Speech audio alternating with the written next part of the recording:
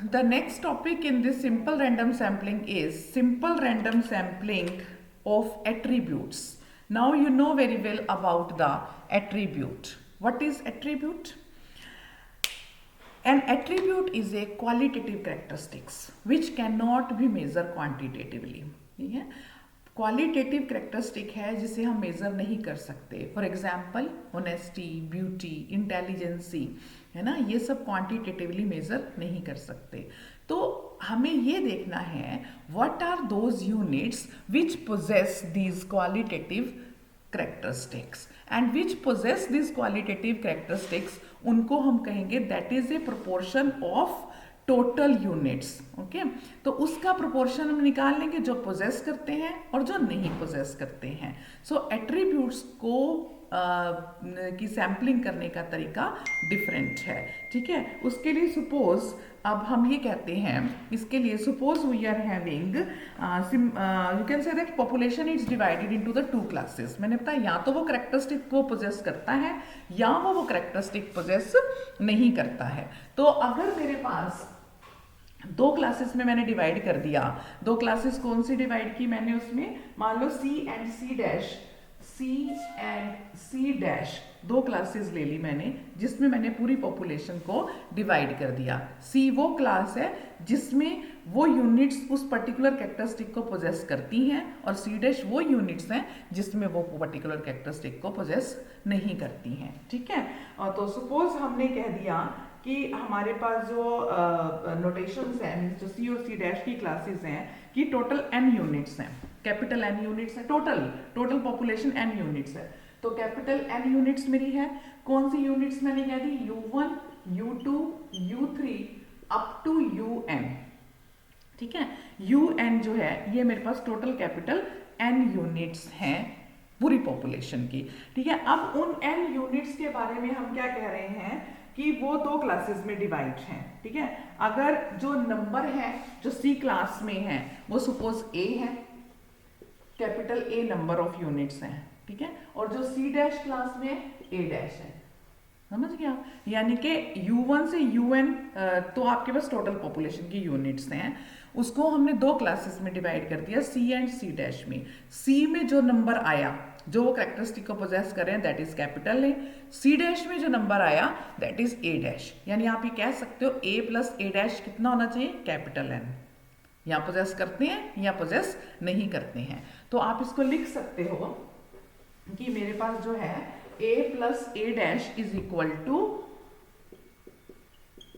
Capital N है.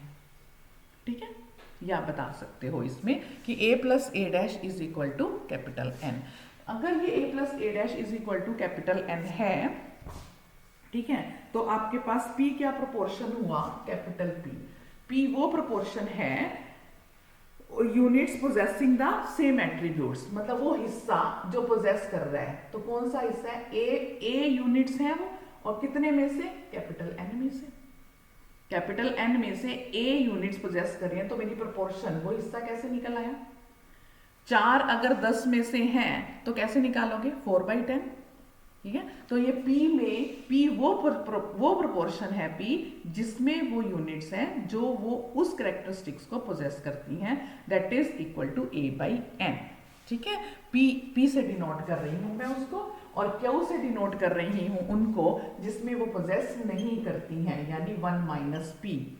P plus Q total 1 है 100%. ठीक है, तो 1 minus P, 1 minus P, 1 minus P का क्या मतलब हुआ मेरे पास, मतलब आप ये कहोगे Q क्या है एक्चुअली, तो a dash by n. Q तो यही है ना जिसमें पोजेस नहीं करती, वो है a dash by n.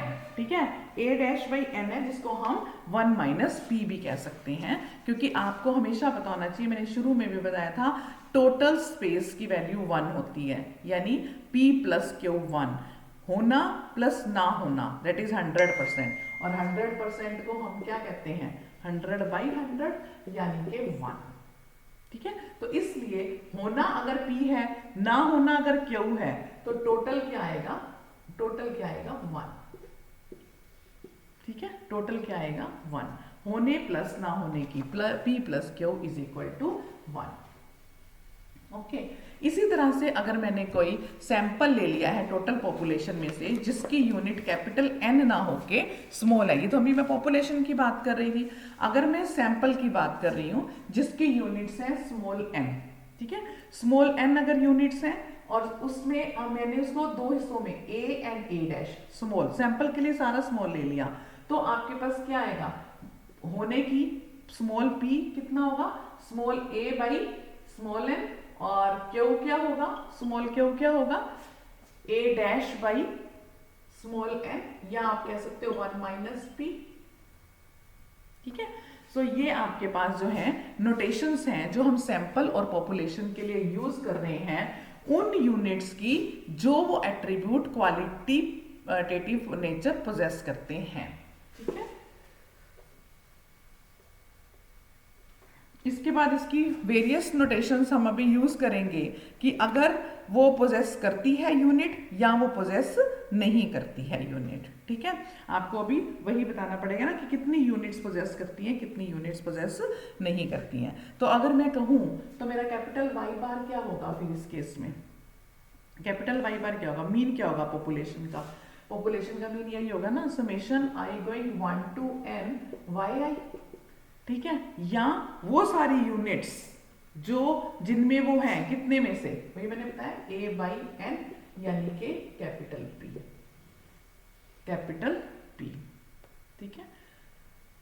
Similarly small Y बार क्या निकल आएगा आपके पास समेशन आई गोइंग, अच्छा इसमें नजर नहीं आएगा, similarly small Y bar N को आप निकाल सकते हो, कैसे निकलेगा वो आपको बताऊंगी, ठीक है। तो इसकी नोटेशंस जो हैं बाकी की नोटेशंस इसमें और आगे मैं करवाऊंगी, अभी इसमें इतना ही करवा रही हूँ, या इसके एस स्क्वायर का आप और निकाल सकते हो, देखो कैसे, मैंने अभी वाई बार बताया, अब ध्यान से नजर आ रहा है ना, तो ध्यान से देखो आप small Y bar is equal to 1 by n summation I going 1 to n yi is equal to a by n is equal to p, ठीक है।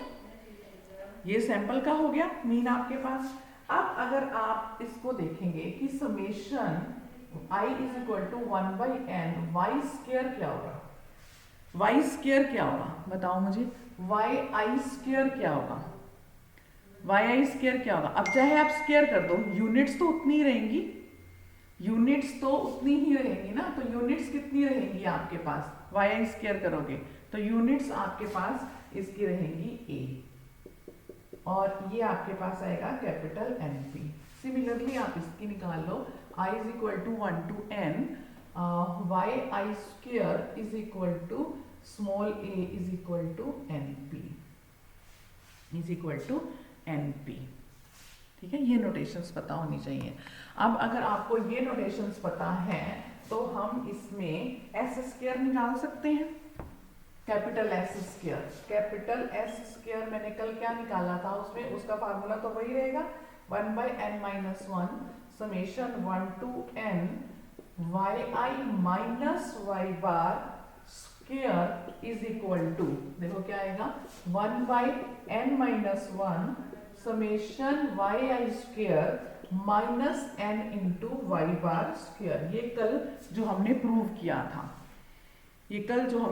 किया था, वो है वाई बार एन स्क्वायर, ठीक है। अगर ये इतना आ रहा है आपके पास तो इसका मतलब इसको आप अगर खोल के वैल्यू रखते हो 1 by n minus 1 summation y i square क्या आया, अभी पीछे देखो आपको समेशन वाई आई स्क्वायर क्या है, अभी P लिखा ना मैंने, तो n उधर चला जाएगा तो क्या आ जाएगा आपके पास NP माइनस NP स्क्वायर, ठीक है। इसको आप बाहर निकालो 1 बाई एन माइनस 1 n बाहर आ गया तो P भी बाहर आ गया, तो 1 माइनस P, तो 1 माइनस P क्या है Q, 1 माइनस P क्या है Q, तो आपके पास क्या आ जाएगा 1 by n minus n by n minus n into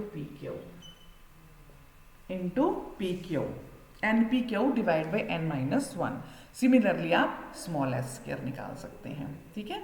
तो ये नोटेशंस हैं जो हम यूज करेंगे थ्योरम नंबर 4 के लिए, ठीक है। क्या ये नोटेशंस किसके लिए यूज किए हैं मैंने, simple random sampling of attributes के लिए, simple random sampling of attributes के लिए मीन वाई बार क्या होगा, स्मॉल वाई बार क्या होगा, एस स्क्वायर क्या होगा, स्मॉल एस स्क्वायर क्या होगा। तो simple random sampling of attributes की नोटेशंस में पहले तो एट्रीब्यूट होता क्या है, उसकी क्वालिटेटिव नेचर होती क्या है, उसमें आपने क्या करा, मैंने क्या बताया कि आपको capital Y bar N, mean small Y bar N, capital S square and small S square, इन तीनों को डिफाइन करना पता होना चाहिए। कैपिटल पी क्या है, वो प्रोपोर्शन जिसमें वो कैरेक्टरिस्टिक्स हैं और वो कितने में से है, कैपिटल एन में से, कौन सी है, कितनी है, ए, तो हो जाएगी ए बाई एन। ठीक है, इसी तरह से सैंपल के लिए हमने स्मॉल नोटेशंस यूज की हैं और पॉपुलेशन के लिए हमने कैपिटल यूज की हैं। ठीक है, नोटेशंस क्लियर कर लो। Simple random sampling of attributes कैसे फाइंड आउट करते हैं, उसकी नोटेशंस क्या क्या हैं, उन्हें कैसे करना है, उसके बाद कल हम इसके बेस पे थ्योरम करेंगे कि simple random sampling of attributes के बेस पे थ्योरम नंबर 4 करेंगे। ठीक है।